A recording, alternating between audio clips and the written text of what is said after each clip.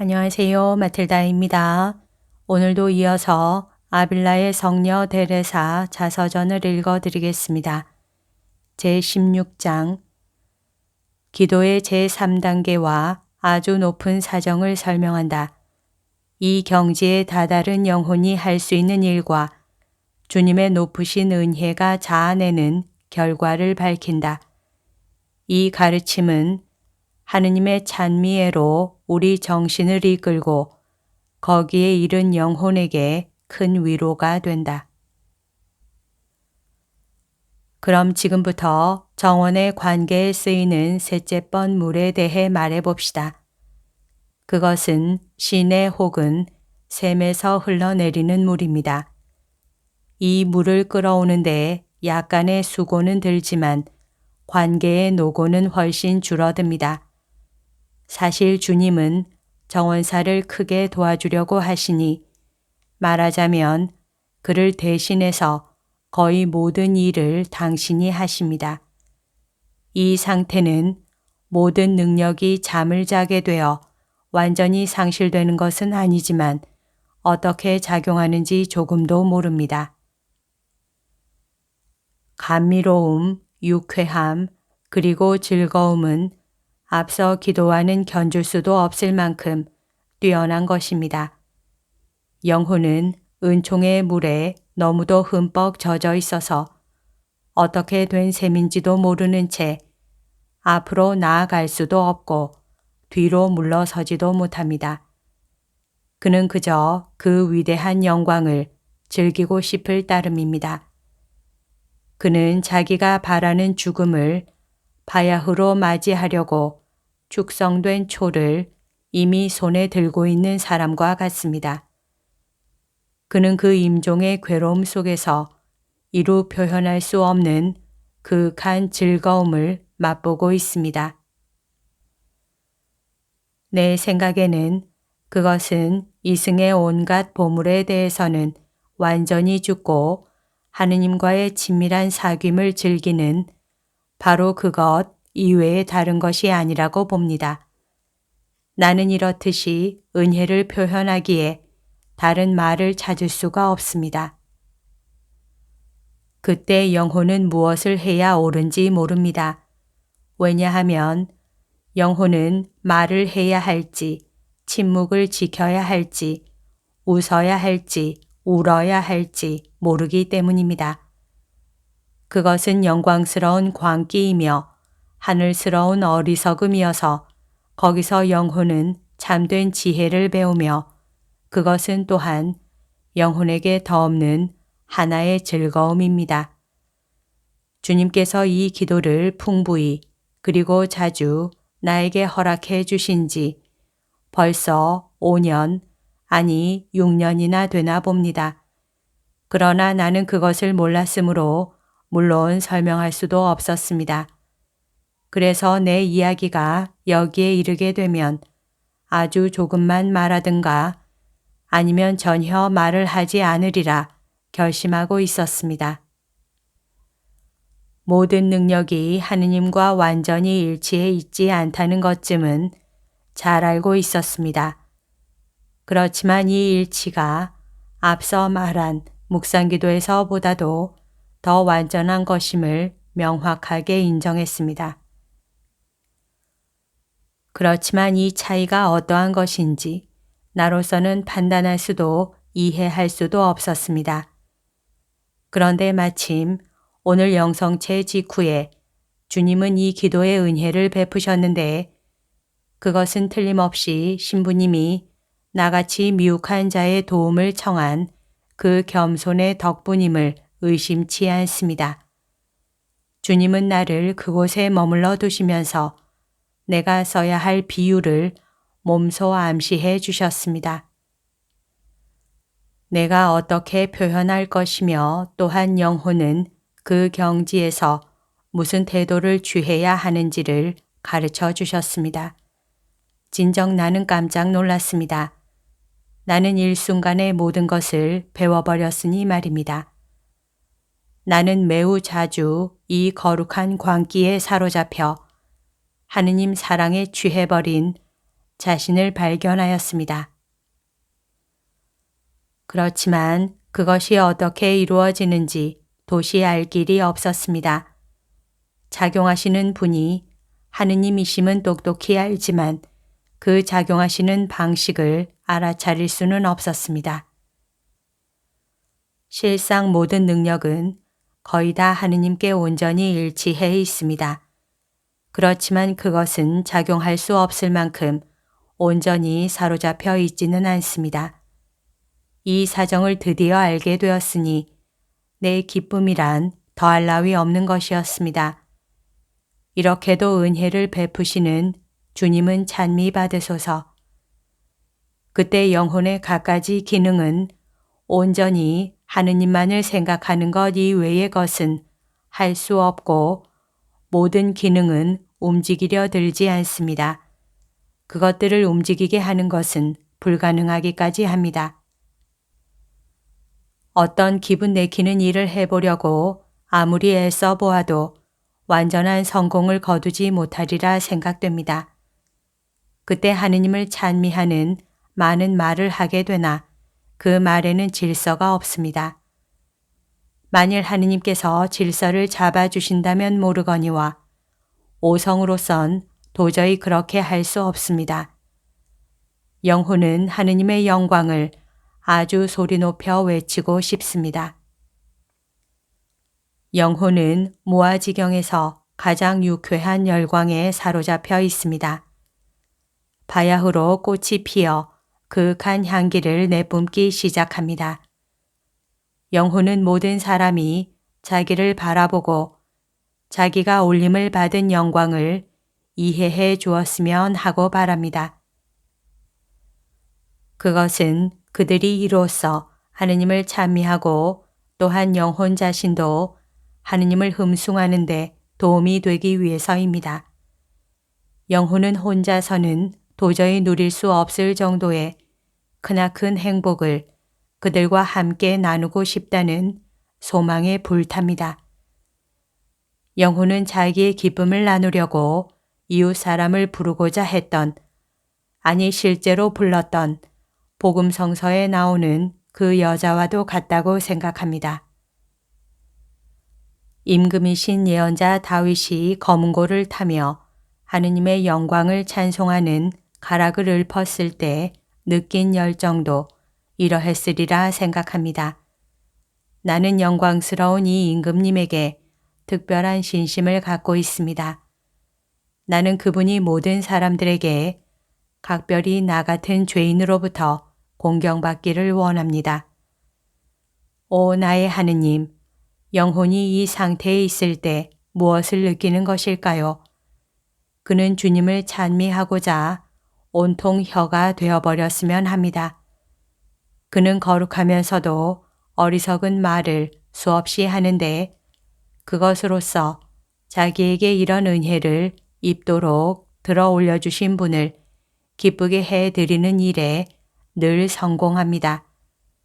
내가 알고 있는 그 사람은 시인도 아닌데 정서가 넘치는 시를 즉석에서 지어서 사람의 마음을 감동시킬 만한 말로 자신의 고뇌를 나타내고 있었습니다. 거기엔 그의 이지적인 작용은 전혀 없습니다. 그러나 그렇듯이 즐거움에 충만한 괴로움 속에 그를 잠기게 한 영광을 더욱더 즐기고자 그는 이렇게 하느님을 향하여 단성을 올리는 것이었습니다. 그는 그 괴로움이 자기에게 가져다 주는 내적 기쁨을 나타내기 위해서 몸과 넋이 모두 산산조각이 되어버렸으면 하고 생각하는 것입니다.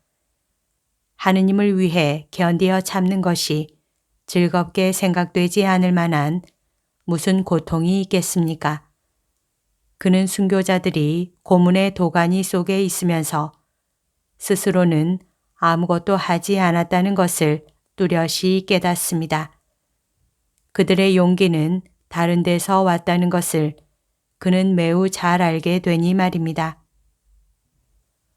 그런데 이런 영혼이 이승 생활을 이어나가고 세상살이의 근심 걱정과 의무에 다시금 얽매여서 되돌아가지 않으면 안 되는 자신을 보게 될 때 얼마나 쓰라리겠습니까? 이렇게 말했다 해서 조금도 과장해서 말한 것이 아니며 되려 주님이 이승에서 한 영혼을 충만케 하려는 기쁨을 아주 불충분하게 표현한 데 지나지 않습니다. 오 나의 하느님, 영원히 찬미 받으소서. 온갖 피조물은 영원히 당신을 찬송하옵기를. 오 나의 임금님, 나는 당신께 이것을 간곡히 부르짖나이다. 나는 당신의 자비와 사랑으로서 이것을 쓰고 있는 이때 또한 그 거룩한 하늘스러운 광기 중에 있으니 말입니다. 극도로 어리석은 나인데도 당신께서는 그 같은 은혜로 채워주십니다. 아무쪼록 나와 함께 이야기하는 모든 사람들이 당신 사랑에 미친 자가 되기를 바랍니다. 그렇지 않다면 내가 아무하고도 말하는 것을 허락하지 말아 주소서. 혹은 오 나의 하느님, 이승의 그 무엇에도 내가 사로잡히는 일이 없게 해 주소서. 그리고 나를 이승에서 거두어 가 주소서. 당신 종은 오 나의 하느님, 당신 없이 산다는 이 극도의 고뇌를 이제는 참을 수가 없습니다. 만일 살아야만 한다면 그는 이승의 쉼을 이젠 원치도 않고 당신 역시 그에게 그것을 주시지도 않습니다. 이 영혼은 이제 자기의 자유를 누리고 싶은 것입니다. 먹는다는 것이 죽도록 괴롭고 자는 것마저 지독한 형벌입니다. 그는 삶의 시간이 자기의 안락을 도모하는데 지나가고 있음을 압니다. 더구나 당신밖에 어떤 것도 이젠 그를 만족시킬 수가 없습니다. 그에겐 자기가 부자연스러운 생활을 하고 있는 것처럼 느껴집니다.